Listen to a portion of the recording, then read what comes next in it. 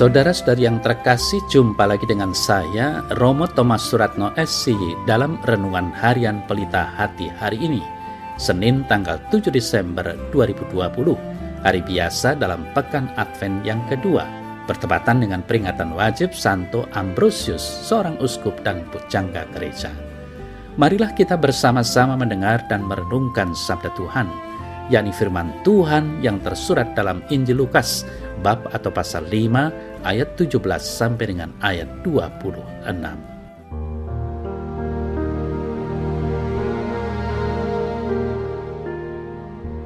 Pada suatu hari ketika Yesus mengajar, ada beberapa orang Farisi dan ahli Taurat duduk mendengarkannya. Mereka datang dari semua desa di Galilea dan Yudea dan dari Yerusalem. Kuasa Tuhan menyertai dia sehingga ia dapat menyembuhkan orang sakit. Lalu datanglah beberapa orang mengusung seorang lumpuh di atas tempat tidur. Mereka berusaha membawa dia masuk dan meletakkannya di hadapan Yesus. Karena mereka tidak dapat membawanya masuk berhubung dengan banyaknya orang di situ, naiklah mereka ke atap rumah, lalu membongkar atap itu dan menurunkan orang itu dengan tempat tidurnya ke tengah-tengah orang banyak, tepat di depan Yesus. Ketika Yesus melihat iman mereka, berkatalah ia, "Hai saudara, dosamu sudah diampuni." Tetapi ahli-ahli Taurat dan orang-orang Farisi berpikir dalam hatinya, siapakah orang yang menghujat Allah ini? Siapakah yang dapat mengampuni dosa selain daripada Allah sendiri? Akan tetapi Yesus mengetahui pikiran mereka, lalu berkata kepada mereka, "Apakah yang kamu pikirkan dalam hatimu? Manakah lebih mudah mengatakan, dosamu sudah diampuni, atau mengatakan, bangunlah dan berjalanlah? Tetapi supaya kamu tahu bahwa di dunia ini anak manusia berkuasa mengampuni dosa." Berkatalah ia kepada orang lumpuh itu, "Kepadamu kukatakan, bangunlah, angkatlah tempat tidurmu, dan pulanglah ke rumahmu." Dan seketika itu juga bangunlah ia di depan mereka, lalu mengangkat tempat tidurnya dan pulang ke rumahnya sambil memuliakan Allah. Semua orang itu takjub, lalu memuliakan Allah, dan mereka sangat takut, katanya, "Hari ini kami telah menyaksikan hal-hal yang sangat mengherankan."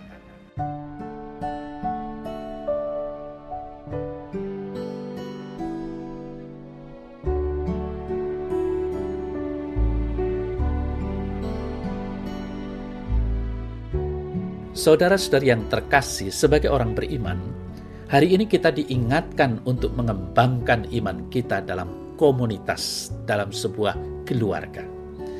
Kisah orang-orang yang membawa orang yang lumpuh ke hadapan Yesus menjadi gambaran bagi kita semua bahwa iman kita adalah iman yang membangun kekeluargaan.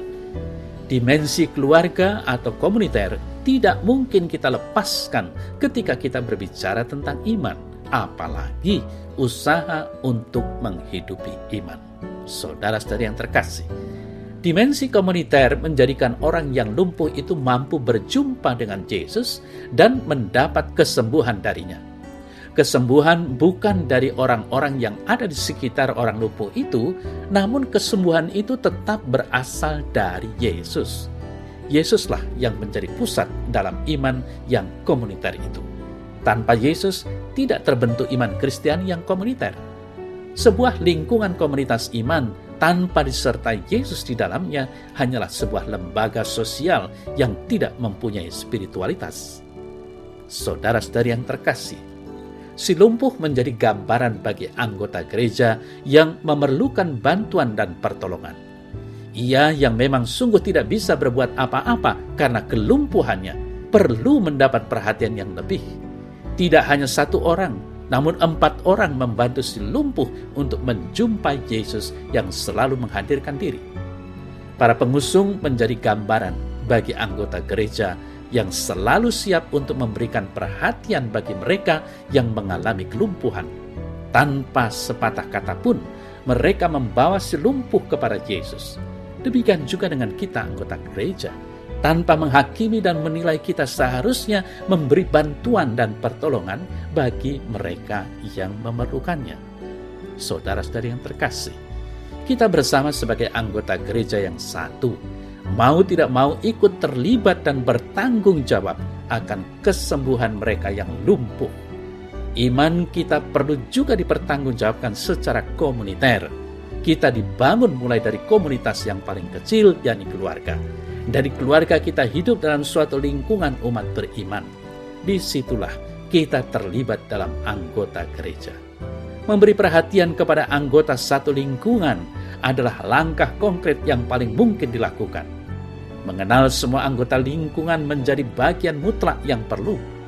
Bahaya yang besar adalah apabila kita tidak mampu bersosialisasi dengan semua anggota lingkungan. Bagaimana mungkin mampu berkontak dengan warga paroki? Jika tidak kenal, bagaimana hendak peduli dan saling memperhatikan? Itulah awal keterpecahan, padahal kita adalah gereja yang satu, kudus, katolik, dan apostolik.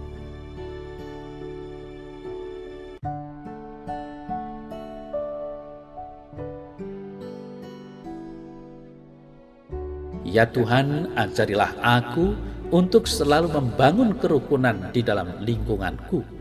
Semoga aku berani untuk mengenal sesama anggota lingkungan dan berani untuk saling peduli. Ajarilah aku agar aku mampu menjadi bagian dari orang-orang lumpuh di sekitarku.